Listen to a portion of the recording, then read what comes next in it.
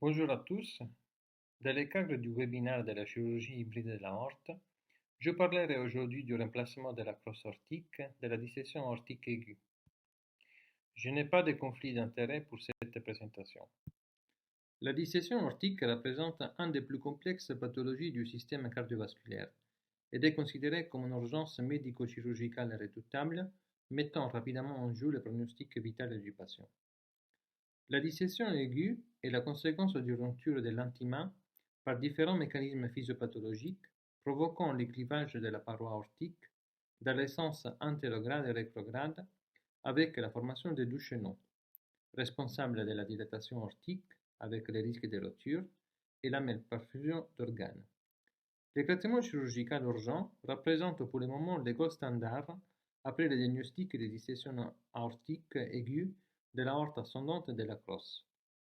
Malgré les avancements des techniques chirurgicales, l'amélioration de la stratégie de protection cérébrale et le management périopératoire, la mortalité reste extrêmement élevée, entre 15 et 30%.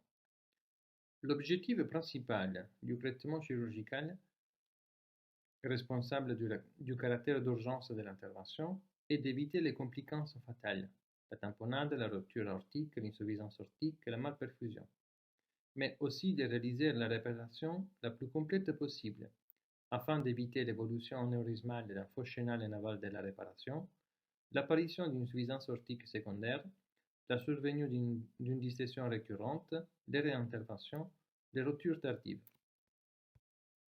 Le remplacement de la crosse aortique, quand, pourquoi, comment?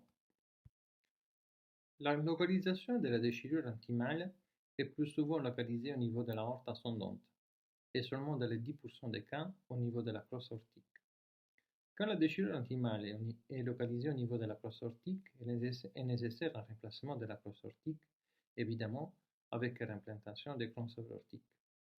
Mais en certaines conditions, même si la porte d'entrée n'est pas localisée au niveau de l'aorte ascendante, une approche un peu plus agressive avec un remplacement de la crosse aortique, il peut être bénéfique dans les patients jeunes, dans les patients avec syndrome de Marfan ou d'autres maladies du tissu conjonctivo-élastique, dans les patients avec un syndrome de malperfusion ou dans les cas d'extension d'une dissection aortique chronique, par exemple de type B. Mais pourquoi une approche un peu plus agressive? Parce qu'en fait, la persistance d'un faux chenal perméable est directement liée à l'incidence d'événements à long terme, dilatation aortique tardive, rupture, syndrome de malperfusion. Et la persistance d'un faux chenal, elle est présente malgré une réparation au niveau de l'aorte ascendante dans la majorité des cas. Et par conséquent, l'extension de la reconstruction au niveau de la crosse réduit les risques de réintervention. Il existe différentes techniques pour le remplacement de la crosse aortique. Si la porte d'entrée est localisée au niveau de la crosse antérieure, un remplacement exclusif de la crosse antérieure est possible dans certains cas.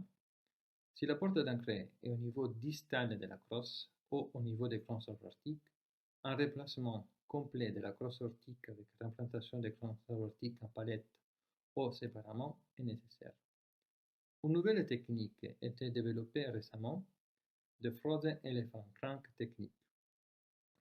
C'est une procédure hybride qui associe la mise en place d'une endoprothèse aortique de l'aorte thoracique descendante à une prothèse standard quadriforquée au niveau de la crosse et avec la réimplantation des crânes aortiques.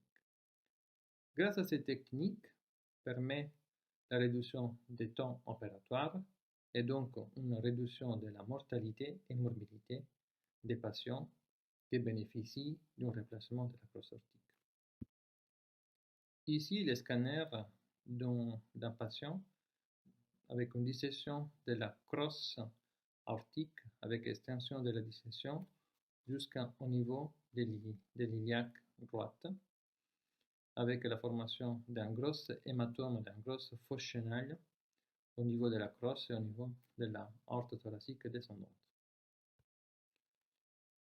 Ici, les résultats périopératoires et scanographiques de la mise en place de la prothèse Thoraflex hybride avec l'exclusion complète du faux chenal et le rétablissement de la perméabilité du vrai chenal.